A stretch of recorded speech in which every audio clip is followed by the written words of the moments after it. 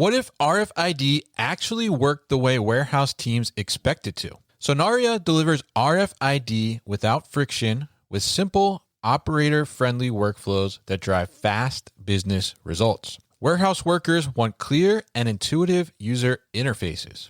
Sonaria delivers that with practical and direct solutions. Learn how warehouse executives are cutting manual work, trusting inventory again, and improving KPIs without burdening the floor at sonaria.com. That's SONARIA.com.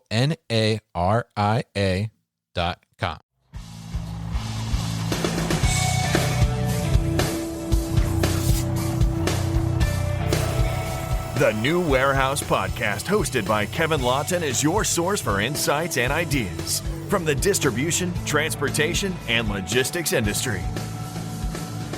A new episode every Monday morning brings you the latest from industry experts and thought leaders.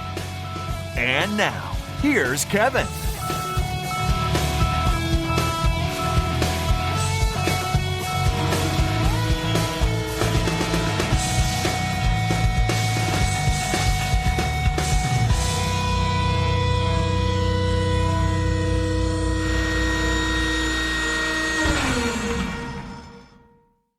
Hey, it's Kevin with the New Warehouse Podcast, bringing you a new episode today.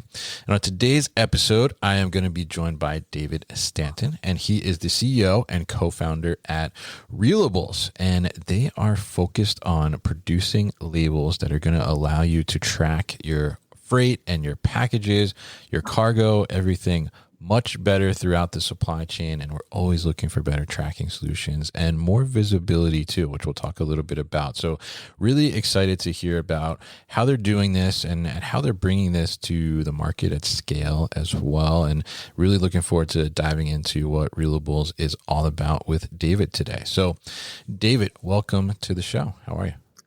Thank you. Doing well. Good. It's good to be here. You too. Good to have you on. And when I saw the little press release about this, I was like, oh, I got to learn more about this and what this is all about and share this with our audience. So for people maybe that have not heard of Reelables yet, tell us a little bit about what is Reelables, and you are the co-founder. So I guess tell us a little bit about why did you start Reelables? Absolutely. So we started Reelables at the tail end of 2018. And the heart of Reelables has always been that we're an advanced manufacturing company. I suppose what's unique about us is the technology that we developed for how you can print a printable, flexible, very low cost, I suppose, piece of electronics onto a label. And so this is the first product we came up with. Each of these labels is a active Bluetooth device. It has a printed battery, a radio, and that's the heart of what Reelables is. And when we started, we weren't about supply chains initially. We started out as a prosumer version of Tile, the trackers for tracking, tracking your wallet. That morphed very quickly into working for one of the big American automotive companies, working with a big airline group, a B2B events company, where we started tracking more sort of asset tracking within the warehouse, within the factory, I should say. But that was how we got started. Then COVID hit us, and COVID really very much pivoted us towards supply chains. Yeah. So the automotive industry fell on hard times during COVID, so did aviation. And events companies, B2B events companies, they also didn't do so well. But at the same time, we had freight forwarders all over the place reaching out to us, asking us if we were able to help them with their problems. And I think cargo problems were especially acute during COVID, when everything was super strained and people weren't able to get into the warehouses. Yeah, absolutely. And I think it's really, really interesting. And the label you showed, I mean, it looks like just a regular label, right? But there's some great technology going on behind there. So, and that's the real. So this is what goes into a printer. So there are 1,000 labels on here. Yeah. And what's really cool about them is they can just replace a shipping label. So we have customers that print shipping labels, they'll print house airway bills, master airway bills onto these labels to get that visibility of their cargo through the supply chain. Very interesting, and I think that makes it so kind of user friendly too. I mean, it sounds like it would be very easy to make that switch, and we're going to talk a little bit about that technology and how that works in a little bit here. But I guess let's kind of look at this because you talked about. You didn't initially set out to focus on the supply chain itself, right? The idea was tracking some personal items, like you said, the tile, which you're very familiar with, and I think very interesting as many companies, found themselves pivoting to a supply chain focus during the pandemic, during COVID, and kind of like that put the huge spotlight on supply chain, I think, in bad ways, but also good ways too as well. So very interesting there. And I'm curious, when we look at kind of the warehousing space itself or the warehousing environment, right? I mean, obviously, you're trying to increase the visibility of whatever package or product is moving through that supply chain. But what does this real time visibility? Because this is something I think that is like very. It's been a little buzzy, you could say, for the past maybe 2 years, 3 years or so, right? Where people are saying like, "Oh, real time visibility, we provide real time visibility." What does that actually look like in today's warehouse environment, today's market? What do you see? So we have a number of different products. If we think about the first bit of tracking that we do, that's when you're inside the facility. That facility might be a factory, might be a transportation warehouse, might be a seafood processing plant. And there we have our Bluetooth-based indoor positioning solution. So we're able to locate one of our labels down to up 10 centimeters of accuracy. So we can tell whether a box is on this side of the table or the other side of the table. That becomes interesting from two angles. Firstly, the number of times that we go to a warehouse and people just need to lay eyes on a bit of cargo. They need to find a piece of work in progress in order to work on it. The number of times, even for huge automotive companies, they've lost a welding gun that needs to go onto the factory, and they have a team of people looking for it. And so that's that first piece. It's on just understanding where something is. Mm-hmm. The second level, which we find really exciting, is maybe more of a glimpse into the future. And that's where process and location start to go hand in hand. So that's where a piece of cargo, for example, is put into the racking, and the warehouse management system is able to say, okay, super, that bit of cargo, it's now updated, it's now in storage. That work order's been completed because it's in storage, and you're starting to map location to process. Then you start to be able to look at what's going on holistically. Where do you have bottlenecks in your factory? Why do you have dwell time that is really high in this part of the factory, for example? Is that something you expect? Is it certain projects that get delayed in certain places? So there's that part which is all about inside the facility. Then what we find is that we have, with our Bluetooth product, we have people that want visibility in third-party facilities. So ground handlers at airports. A lot of ground handlers that have got infrastructure, one little gateway that's plugged in inside them, and that starts to light up their network. They get to see that cargo's arrived there. When we compare that to other technologies like RFID, it's a very complicated project to convince all of your ground handlers around the world as a freight forwarder to install RFID infrastructure. I'd argue largely impossible, but not impossible when you're saying, we just want you to plug one little box in. And so there you're able to start to get that point-to-point visibility of what's going on in different places. And then that goes further. People can put devices into a truck and start to look at what does that final mile visibility look like with the Bluetooth product. Now, we started off with the Bluetooth product. It's probably one of the simplest radios that you can put together. It's pretty ubiquitous, which is why we chose Bluetooth initially. And then we moved on to our cellular product. So we took all of the advanced manufacturing, technologies that we had in the Bluetooth product, and we used those to create a cellular product. With that, we start to compete with some of the more complicated GPS trackers that people are using for tracking cargo. So we're able to say, okay, I want to track a parcel going from London to the middle of Canada, and it's going via Louisville because UPS is moving it, for example. I think that's where they move it through. Yes. And you get to see, okay, it's at this airport, it's now at this airport, it's now at that airport, it's arrived. Now, what you're providing there really is that visibility and that assurance as to what's happening.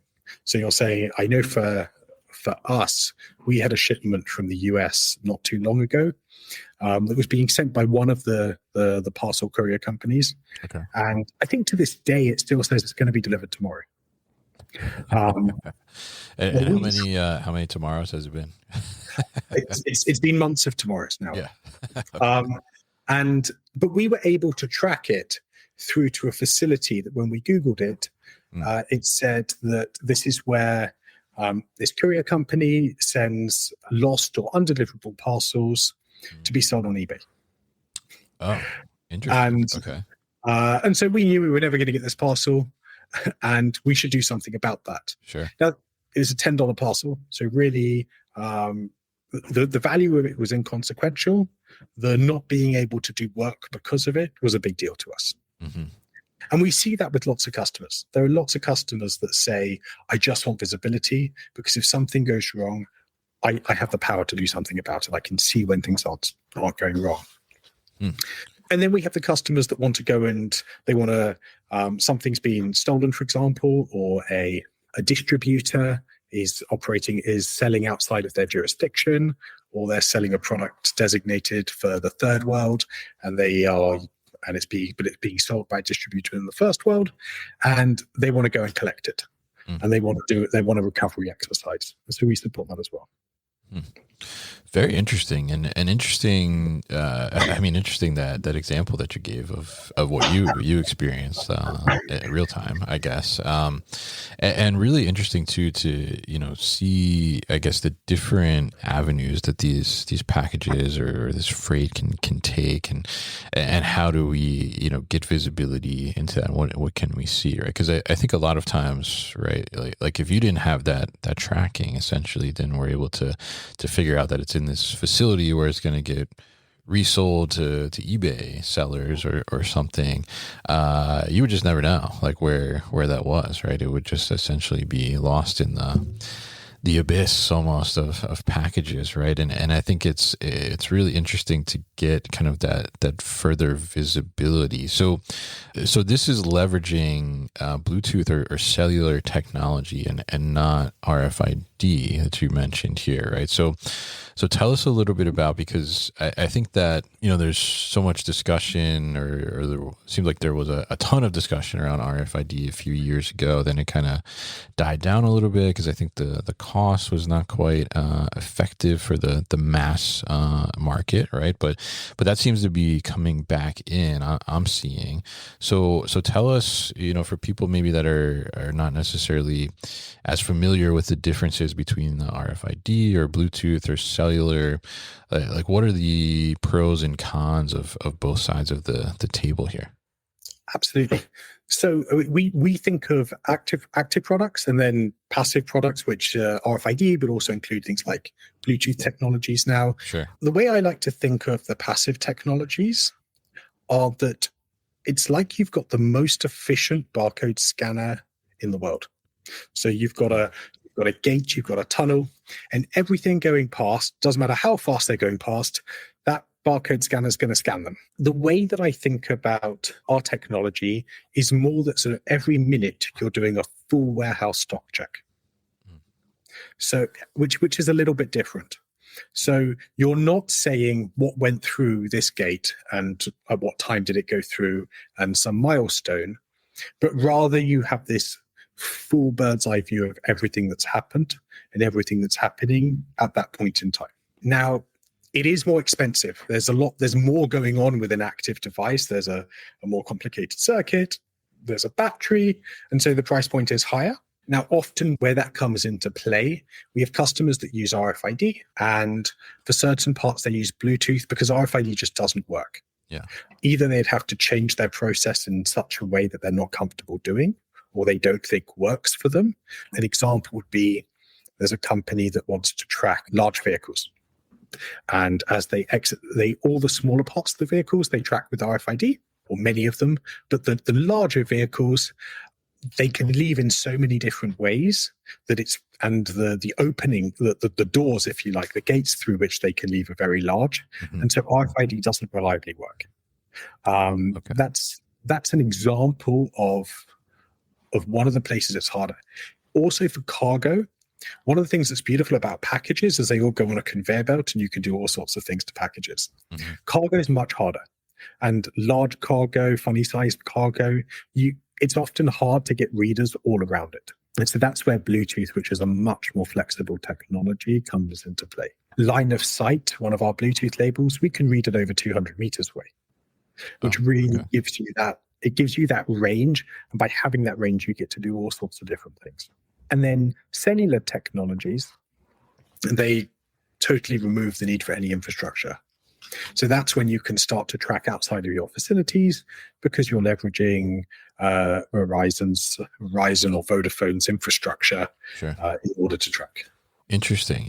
And so, and I guess, maybe one of the most important questions, right? I mean, when you look at those two sides of this tracking and visibility, I mean, from a cost perspective, right? Like, is Bluetooth cheaper? RFIDs cheaper, similar, or what does that spectrum look like? Yeah. So I think this is probably the biggest reason why more things aren't tracked today. So today, I think something like 0.001% of cargo and inventory is actively tracked. So it's really very niche. That low, really? It's that low. Wow. Okay. It's really very niche things that have an active tracker put on today. Now, our mission, if you like, is to change that, and a huge part of that is the price point. Yeah. When we started back in 2018. Track just providing that sort of IoT based visibility for a package was over $100 a package, and in some cases, some of our customers today were selling that for $500 for a single package. Wow. Now we retail our cellular products. This is our cellular label. Mm-hmm. We retail this for $25. I think with time that'll drop to be significantly under $10. And that's really a sort of how this technology is evolving. On the Bluetooth side of things, today you're looking at probably a couple of bucks to track something. Going forward into the future, I think you'll be significantly under 50 cents. Wow. And that's just an evolution of the technology. RFID was 20 years ago, an RFID tag was $2. Yeah. Today it's 2 cents in volume. Right. Interesting. So I guess so when do I choose to use cellular versus Bluetooth? So you use cellular when you don't have control of the infrastructure and you want to see what's going on. Okay. So let's say you're shipping something across the ocean. If you don't have the ability to tell everyone in that chain that they're going to put some kind of tracker in, and then if it goes outside of that chain that you continue to want to track it, then cellular is your best option. It's the only technology that will give you that kind of visibility. Interesting. Bluetooth is a lot more cost effective, but it's limited to your facility, to facilities that you're able to put some kind of infrastructure in. Now you can go further than RFID, but you're still limited to where you've put infrastructure. So what we find is that Bluetooth is used within a single company, or some of our larger customers, so big freight forwarders, for example, have put infrastructure into many of their third-party providers as well. So we're talking third-party warehouses, ground handlers, trucks that might be operated by another company, for example.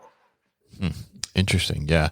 And I think it's interesting to see that. And I could see, even like if you wanted to see like what is really happening with one of your carrier partners or something, like throwing on one of those cellulars on a couple boxes just to test and see like what is actually happening within their supply chain. Like, are they moving my box quickly, or is it getting just held up in certain areas for a day or 2 days or something? Really interesting. So now, how does it work from, like, if I'm a warehouse operator, right, and I'm like, okay, well, I have a product, or I have a certain brand that I do fulfillment for, that it makes sense to offer this as a potential service or upgrade to be able to have better visibility into that tracking. What does the technology look like from the operator's perspective? Like, is it the same printer I'm using already? Is it a different printer? How does that work? Yeah, so today there's a single modular printer that we support. Okay. It's manufactured by a company called Sato, and we very much focus in on one of their printer models. We are working on supporting what we call universal print, which is where any of our labels can be put into any printer, and that printer is able to turn on the label. It's able to test it. It's able to encode it. And we work on being able to do all of that with any thermal barcode printer. But today we focus on just one model. Gotcha. Okay. So you would have to get that printer essentially. You have to get that printer. Yeah. Now, with our cellular product's a bit different in that because you don't need that infrastructure, and there's no sort of infrastructure investment that people need to make, it becomes a lot more plausible to use a smaller number of labels where an investment in a printer might not make sense. And so there, you're able to take one of our labels, tap it with a smartphone, type in an ID, and then that will join that label to your account and bring in that tracking information. Gotcha. Interesting. And could that, I mean, if I look at that, like the cellular label you're holding there, I mean, is that something that can be reusable? I mean, could you take it off like one pallet and put it on another pallet? Or? That's a really good question. Some people reuse our products. Mm-hmm. I'd say on the whole, they're really designed to be single use and then go through normal recycling streams. So all of our labels are designed to be non-dangerous goods and be able to go through recycling streams. There's a big portion of the market whereby a reusable device is very hard to achieve in practice. So there's a statistic somewhere that 70% of multi-use trackers are used once. And so much of that is if you send, for example, a piece of cargo to a retail store, the chance that you're going to convince that retail store to send it back 3,000 locations to collect your trackers and send them back to you, that's hard. It works really well where you have closed loop systems. Sure. For example, you're sending a large volume of reagents from this company to this company, and that works. It's much harder to do once you leave those closed loop environments. Yeah, very interesting. And so from the perspective of it, you gave us kind of one of your examples, right? Personal examples for your company and package that got lost there. But what are you seeing from your customers? I mean, is this helping to combat some of the cargo theft and loss of inventory? I mean, what are they kind of using it for use case, and what have been some of the results? Absolutely. So we've got use cases in all sorts of places. I think my personal favorite, only because I feel like an investigator whenever we're doing this. We have lots of companies that want to look at diversion within their supply chain.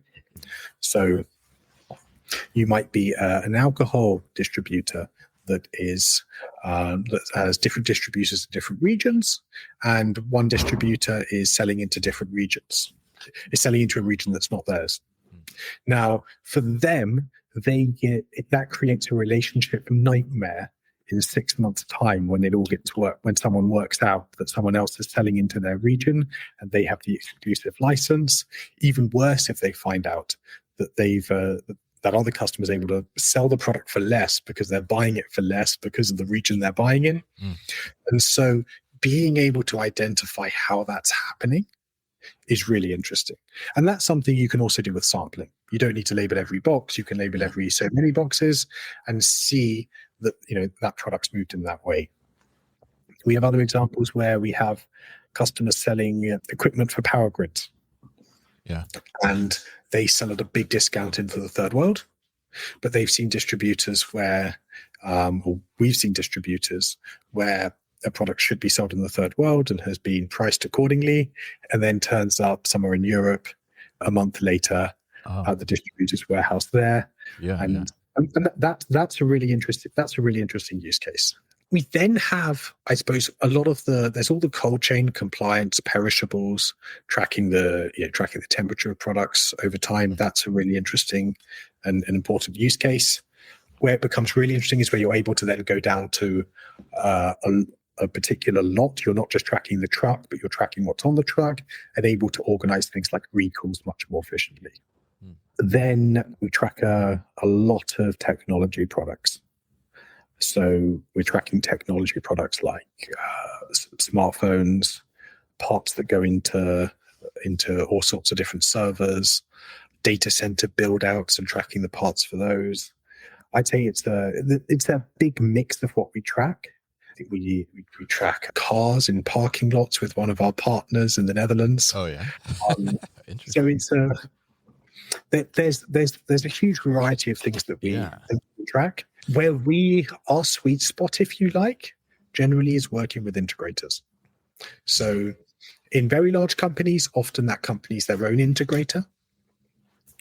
But then we also work with a whole load of command centers, control towers, and these people that are monitoring cargo and providing visibility in that way as well. Yeah, very interesting, and a lot of different use cases there, which is pretty. Some of them, like I wouldn't even think of, like the distributor, moving product to basically take a bigger profit essentially because they're getting at a lower cost and trying to navigate that and investigate that, as you said.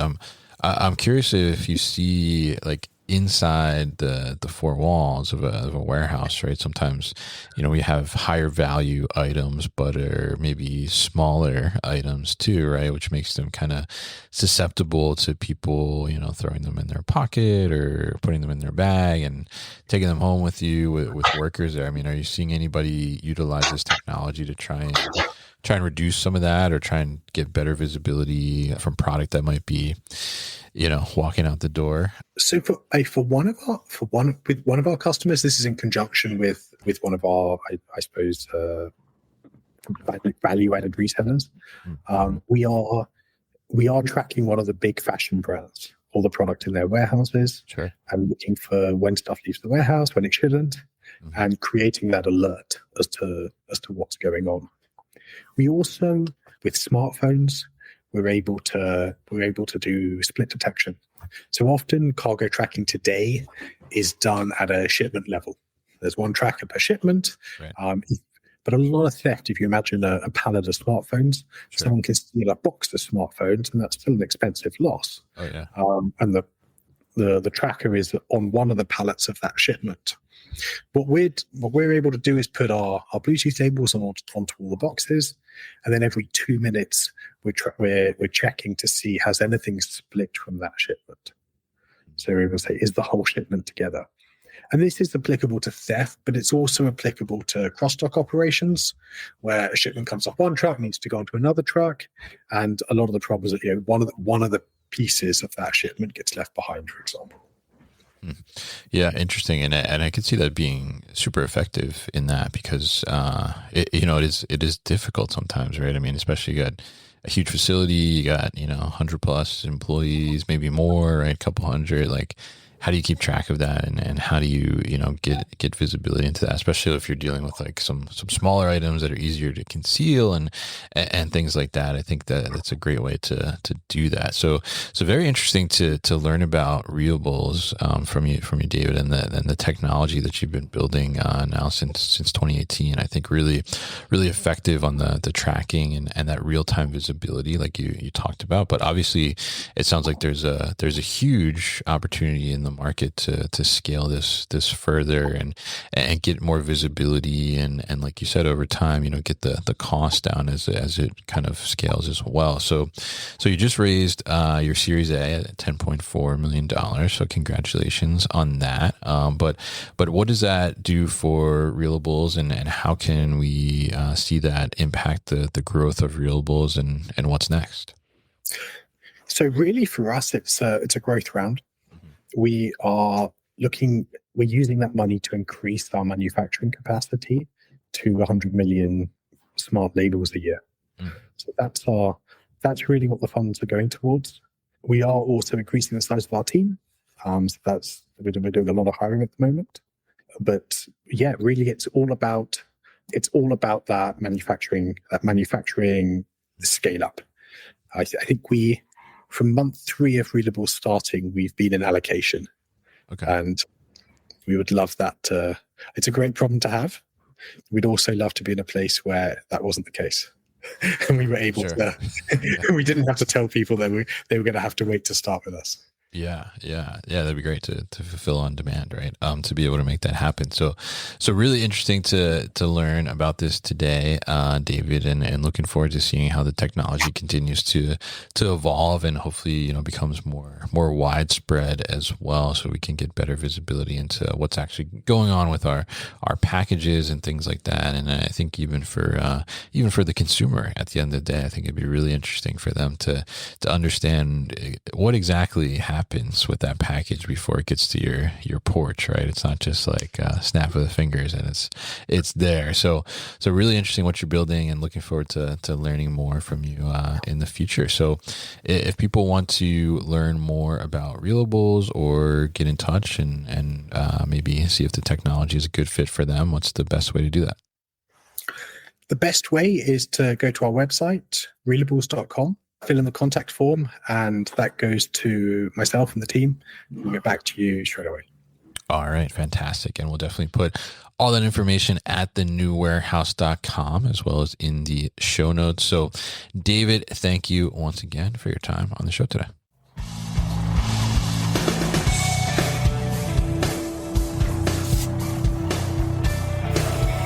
You've been listening to the New Warehouse Podcast with Kevin Lawton. Subscribe and check us out online at thenewwarehouse.com.